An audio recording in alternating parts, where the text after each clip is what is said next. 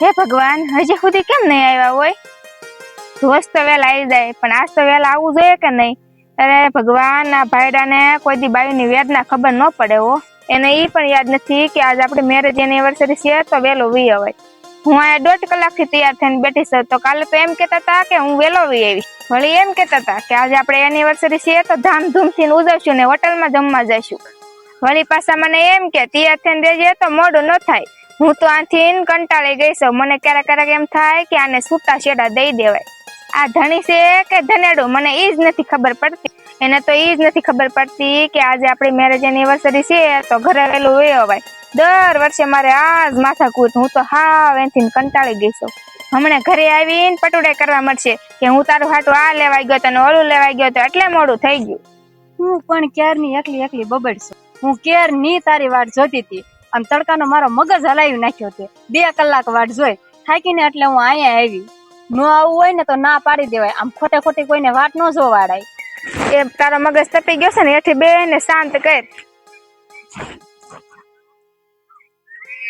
આ જો ને તારા જીજાજી ફોન ઉપાડે તો થાય ને. મેં એને કાલે જ કીધું તું કે આપણી મેરેજ એનિવર્સરી છે ને તો વહેલા વી આવે, પણ એને કઈ ખબર જ નથી પડતી.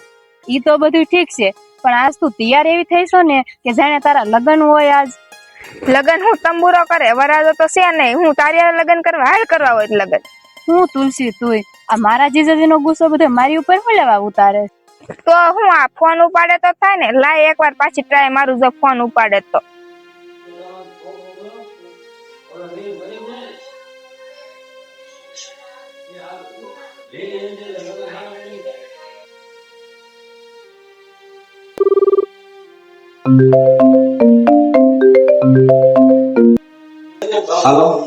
હાલો, એ કાંઈ તમને ભાન છે કે નહીં?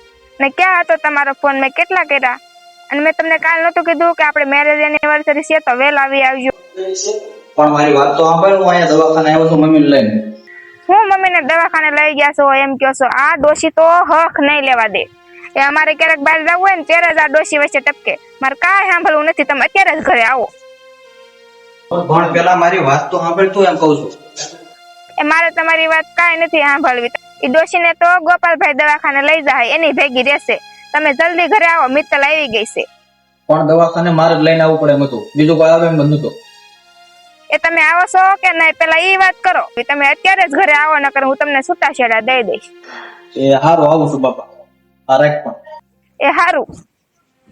આજે તો મેં તારા જીજાજીને હારી પેટના ફોનમાં હાકી નાખ્યા. આ ભાઈ નવા પેદરા હોય, સમજે જ નહીં કાંઈ.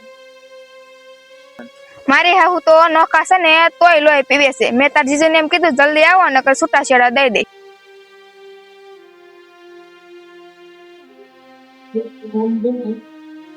માધવને ફોન કરો, એ દવાખાને આવે. મમ્મીને લઈને આવ્યા છે. મારા તાત્કાલિક ઘરે જવાનું છે. હાલો માધવ, કોઈ દવાખાને આવ્યો તો મમ્મીને લઈને આવ્યા છે. મારા ઘરનો ફોન આવ્યો, મારા તાત્કાલિક ઘરે બોલાવી લીધો. હવે એને ખબર એને બોલાવી લીધો છે. તું આવ્યો ગાય દવાખાને. આ હું જાઉં છું. રે વાંધો નહીં. કલ્પેશ ને ફોન કરું એટલે એ પીગી જાય ને એટલે ઉપાય નહીં મારે.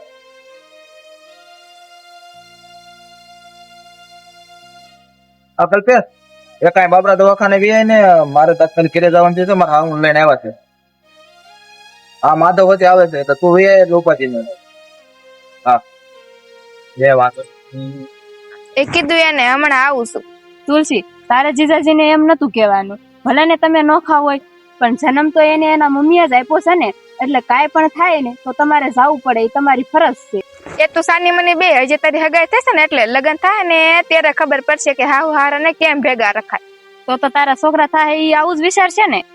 એ તો એ લપનું ને કે આપણે કઈ હોટલમાં જમવા જવું છે. હા, મારી બેન કેવી છે ને કઈ ખબર જ નથી પડતી. નહીં બોલવાની કે નહીં કાંઈ. લે હું મારી બેન ને ફોન કરું. લે પેલા ગાડી સાઈડમાં લઈ લો.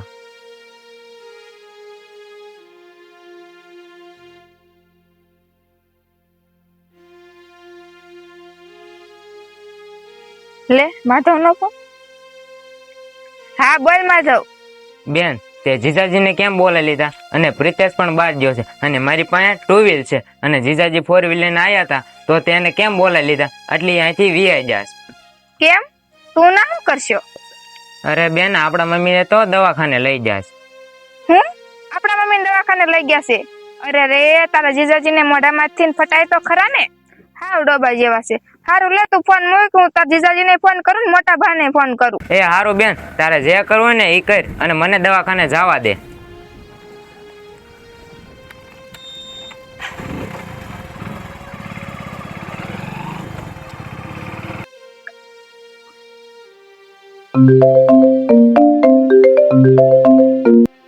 હા પપ્પા, બસ જો આ પૂગો આવ્યો. આ હારો હાલો ફોન મેં કો પૂજો હાલો. એ આ તૈયાર રહ્યો કે હાલો હું આવું જ છું.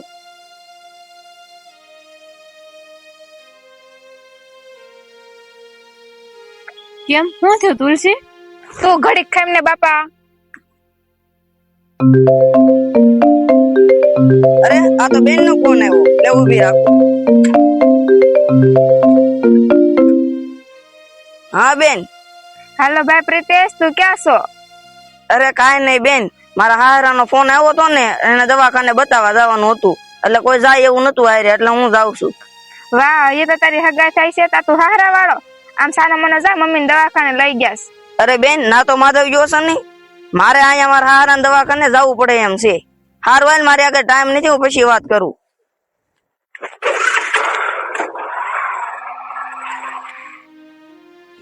પણ મારી વાત તો સાંભળ. હાલો હાલો. એની માં દવાખાને છે ને તો એની નથી પડી, એની હારા ને એની પડી છે. હાવ ડોબા જેવો છે. લે હું તાર જીજાજીને ફોન કરું. હા કર બેન.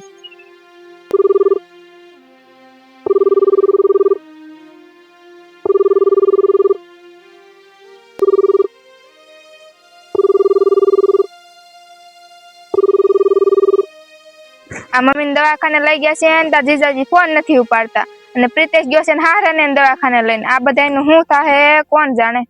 એ તું ખોટી ઉપાધિ કરમાં, હમણાં બધું હરખું થઈ જાહે. એ તમારા મોઢામાંથી ફટાય તો ખરા ને કે મારા મમ્મીને દવાખાને લઈ ગયા છે. પણ તું બોલવાનો વારો આવા દે તો બોલું ને. તારી જીભડી કઈ બંધ થાય ને, મારો વારો કઈ બોલવાનો આવે ને. વાહ તુલસી વાહ, આપણા મમ્મી બીમાર છે તો એને દવાખાને લઈ જવાની ફરજ જીજાજીની નો આવે, અને જે એની ફરજમાં છે ઈ એના મમ્મીને લઈ જાય તો એ તને વાંધો છે, અને પ્રિતેશભાઈ એના હાહરાને દવાખાને લઈ જાય એમાંય તને વાંધો કા, અને જીજાજી એના હાહુને દવાખાને લઈ જાય ઈ તને હાલે. વાહ, આ તારા જેવી બાઈ ના લીધે આ બધી બાઈનું નામ ખરાબ થાય છે. ભલે મારા લગ્ન નથી થયા, પણ મને એટલી ખબર પડે છે કે આપણે એક સ્ત્રીની જાત કહેવાય. આપણે હાહરિયા જાવી ને તો હાહરિયાને એક પિયર સમજીને આપણે રહેવું પડે, તો જ આપણે સુખી થાવી. અને આ તું તારા હાહુ હાહરાને નોખા કરીને સુખી થવાના સપના જોવેસ ને તો ઈ તું ભૂલી જાય. અરે મિત્તલ, તો આ બધું કોને કહેશો? આ તો બેન આગળ ભાગવત વાંચવા જેવું છે, આને કાંઈ ફેર ન પડે. હા તમારી આશી વાત, મને પણ એવું લાગે છે આમાં બધો મારો જ વાંક છે. અને હા, આજે આપણી મેરેજ એનિવર્સરી છે તો એને આજે ઉજવવી કઈ મહત્વનું નથી. અને માણસ પોતાના કામમાં વ્યસ્ત હોય તો નીકળી પણ ન શકે, અને આપણે ક્યાં આડા દિવસે હોટલમાં નથી જતા. અને હા, તું ચિંતા કરમાં, તે મને બોલાવ્યો ને એ પેલા જ મેં મારા મિત્ર કલ્પેશને ગાડી લઈને મોકલી દીધો છે, અને એ તાર મમ્મીની હારે છે. હા તો બહુ સારું, મને માફ કરી દેજો. મેં તમારે કેવું વર્તન કર્યું ને કેવું કેવું સંભળાયું. એ કાંઈ વાંધો નહીં, આ તો રોજની આદત પડી ગઈ છે હવે. પાછું હોટલમાં જવાનું ભૂલી ન જતા. આમ હાલો સાના મને. હાલો જમી આવી. રસોઈ તો કા મહારાણી બનાવી નહીં હોય. સારું હાલો. હાલ.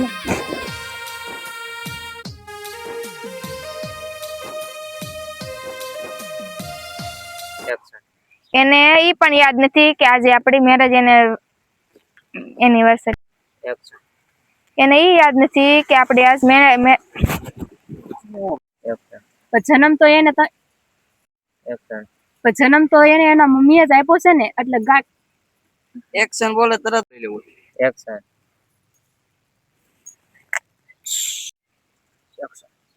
વાહ તુલસી વાહ, આપણા મમ્મી. અને તું તારા હાહુ હાહરાને નોખા કરીને સુખી થવાના સપના જોવેસ ને તો ઈ તું ભૂલી જાય. અરે મિત્તલ, તું આ કોને બધું કહેશો? આ તો બેન આગળ ભાગવત વાંચવા જેવું છે. અને લે પણ અને આ તારા હાહુ હાહા અને હા, આજે આપણી મેરેજ એનિવર્સરી છે.